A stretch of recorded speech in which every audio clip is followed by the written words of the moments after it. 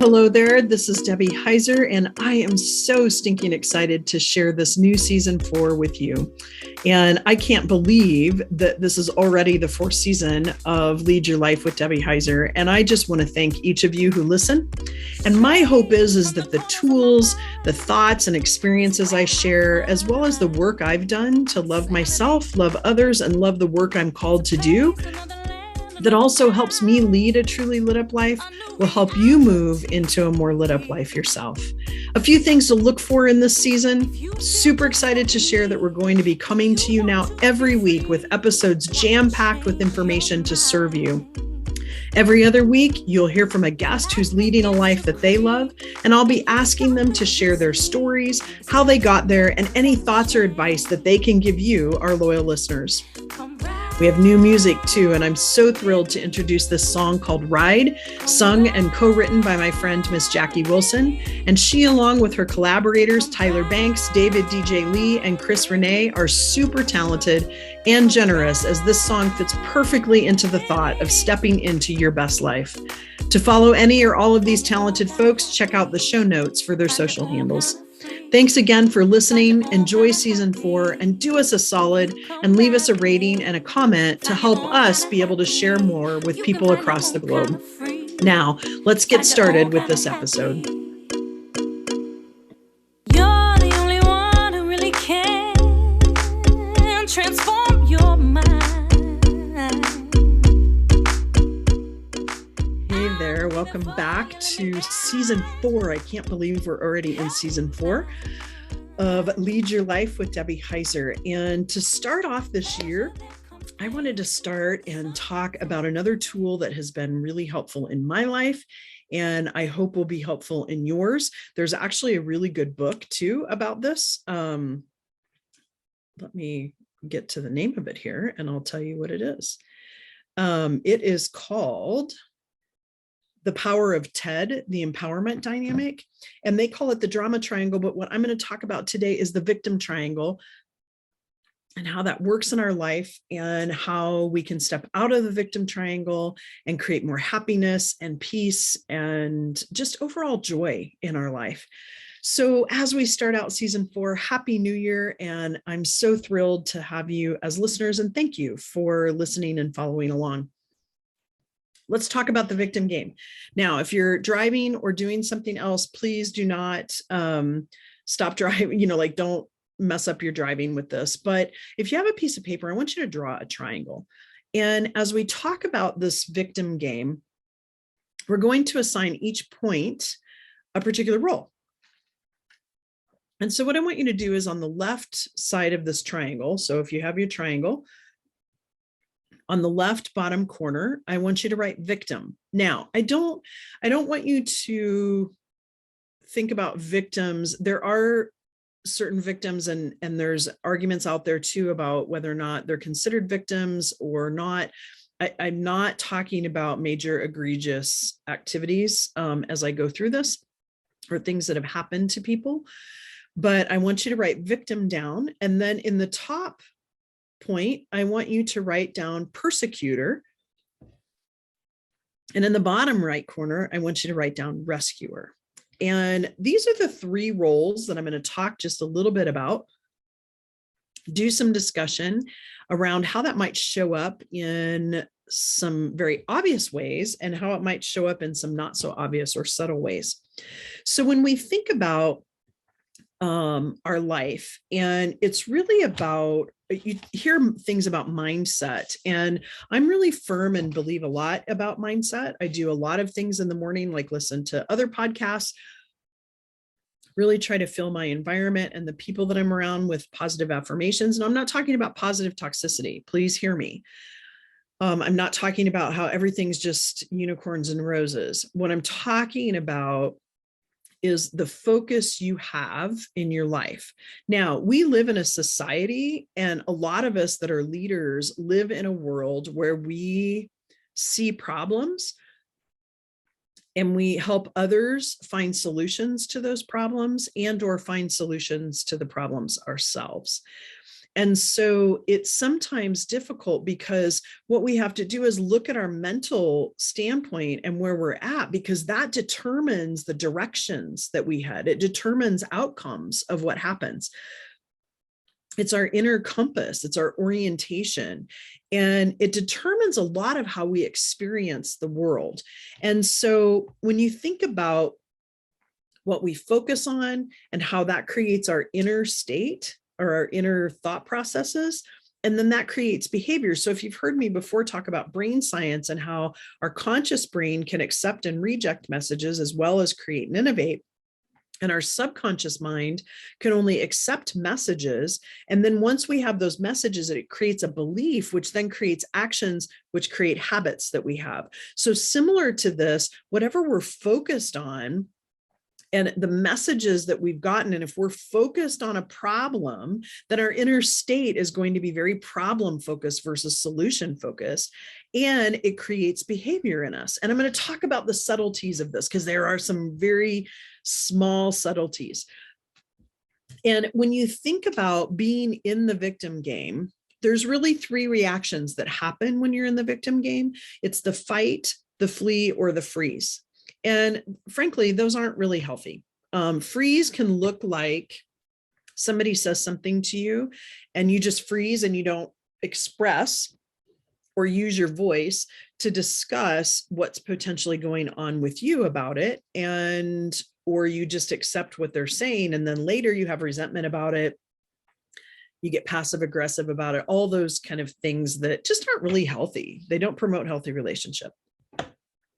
So let's break it down. And as we go through this month, the next podcast I do, so I'll have a guest. So basically we have gone to a weekly format and I'll have a guest next. And the one after that, we're going to talk just a little bit more about something called transactional analysis, which will also help us understand the victim game a little bit better and how to step out of it.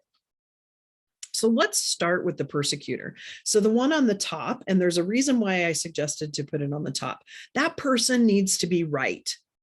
And please understand when I'm talking about this as a person, you can go through the victim game and be any one of these three within a 30-second period of time in your head. And we'll talk about how that kind of plays out. But the persecutor has a mindset that they need to be right, very control orientated. The energy vibe is very much about, I know better, and can come across sometimes as being really egotistical. And really, when you think about trying to control everything, it's very exhausting to control or try to control everyone and everything. And so really that's an illusion though, because really the only control we have is our own self and how we react. So depending on where our focus is, our inner state and the behavior, that determines whether or not whether we react or we respond. When you're in the victim game, most of the time, 99.9% of the time, it's a reaction that happens. And a lot of times it's charged. It's not necessarily in our mature adult. And we just strictly react. We all do it. I do it too.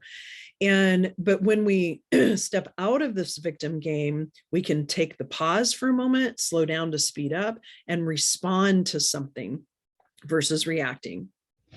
So this persecutor shows up. I've had people in my life this way, where you say something and then it's like, no, it's this way, or isn't it that way, or isn't it this way? Well, okay, it can be that way, but you asked me to give my opinion, or you asked me to get directions, or you asked me about something that's going on. I've had somebody in my life before too, that whenever I would talk about something that was going on with my son, it seemed like there was always this one-upping that would happen, where then they had to say something that might have been better than what happened with my son with their own son. And that can be exhausting as well, to be on the other side of that. Now, what ends up happening is the persecutor is they're looking at the victim and the rescuer as a problem. Like the victim needs to be told what to do, and the rescuer doesn't need to come in and do it for them. Like that's the thought process of a persecutor. Now, again, I mentioned this can happen within like 30 seconds in your own brain, because you can have thoughts about this about if something happened, you can be like, well, I was right, they were wrong. Well, what if no one was wrong? What if there's just a better way to do it than either one? When you think about looking at and needing to be in control, anytime you find yourself telling someone what they should do, that is a persecutor role. Now, sometimes people are paid to tell people what to do, but if they're really good at what they do, they ask better questions. They step out of the victim game. They don't tell someone what to do, but rather they ask a lot of really good questions. They're curious to get that person to find their own teacher within.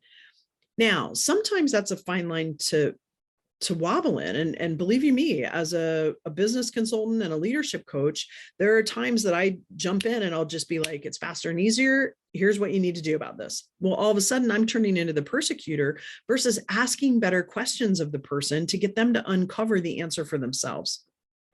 Sometimes it's a little bit, it requires some patience because it can seem like it takes so much more time and effort when in fact it doesn't. It's just a matter of walking them through the process, almost like a Yoda, right, to Luke Skywalker, and helping them find the answer themselves.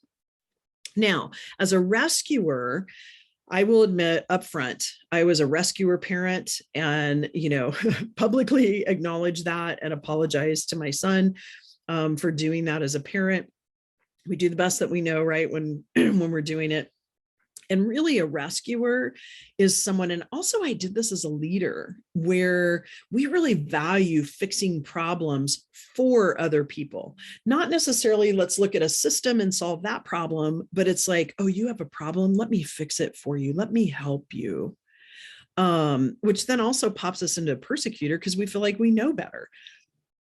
And so again, it's about asking those better questions. Now, a rescuer, it's also about control, and that feeling valued because someone is wanting you to rescue them. That's just codependency. And some of you are not going to like how I say this.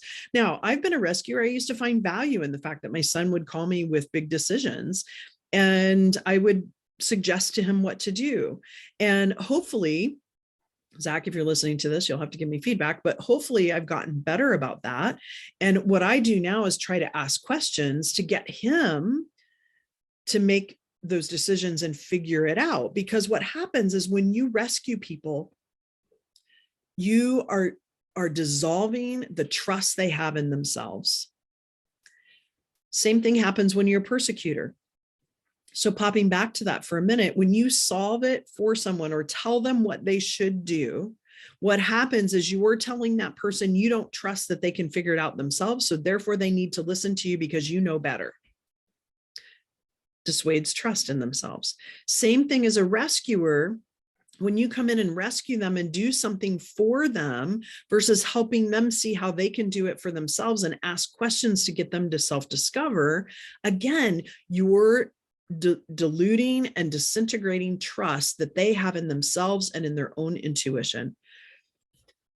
Now, what happens here is a rescuer, they see the problem as the victim. The victim is the problem, but also the persecutor, because the persecutor is telling them what to do versus coming in and just doing it for them.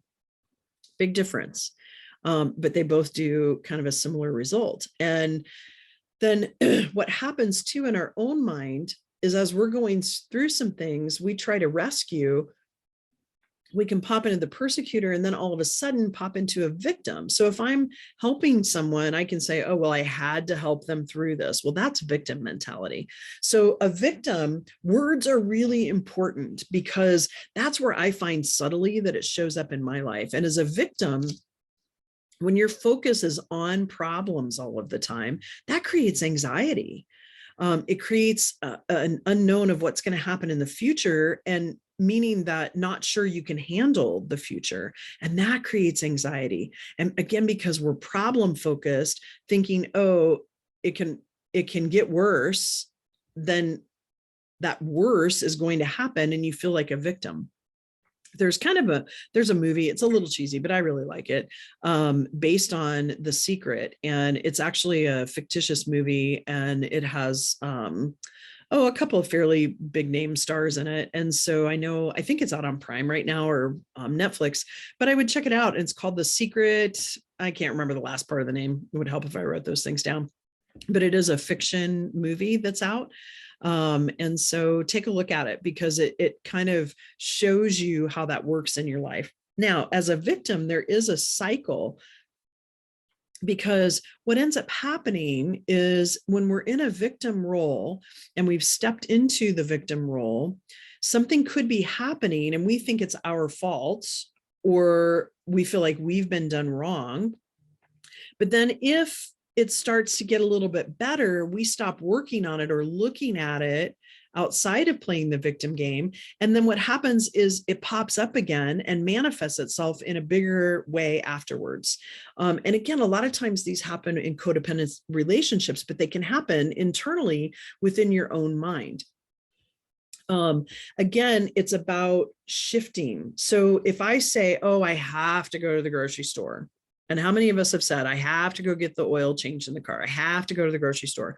Well, that's a victim mentality. That's something is happening to me, versus really you have your superpower of choice. And you're choosing to go to the grocery store because you want good, healthy food on your table. You're choosing to go take your car in for a lube, oil, and filter because you want to have a car that runs for a long period of time. When you change that, it changes your mindset. It changes the way you are thinking about it. And that is so important. That's that piece where I was talking about. It's very subtle between the like have to and the get to type of thing. Again, being a victim, passive aggressiveness can come out a lot. And I know I had a recent friendly faceplant about how I was being passive aggressive in a relationship or relationships I had, and have probably done it for a long time and just not been conscious of it. And so staying out of this victim game takes some work, but it is so worth it, because then what happens is we allow people to build trust in themselves. We build trust in our own selves. We help ask better questions to get people to solve things for themselves versus us solving it for them or telling them what to do. So I'm really going to challenge you to think about where this might show up in your life. And again, if you want to learn a little bit more about this, feel free. There's a good book out there. It doesn't follow exactly what I talk about. They talk about it as the drama triangle, but it's called The Power of TED, the Empowerment Dynamic by David Emerald. And it's a pretty good book that walks you through that. And if you would like to talk more about the victim triangle, where it might show up in your life or how to get out of it, please, please, please feel free to go out to my website at www.leadyourlituplife.com. And that's lit as in L-I-T, leadyourlituplife.com, and click on the free consult. And I love to meet with people for 30 minutes to talk about clarity and really gain clarity in their own lives. So if you are a business person, an entrepreneur, and you want to gain some clarity and make money doing what you love, please reach out to me. And with that, it's a wrap, and we'll see you in a few weeks. Everyone have a great new year.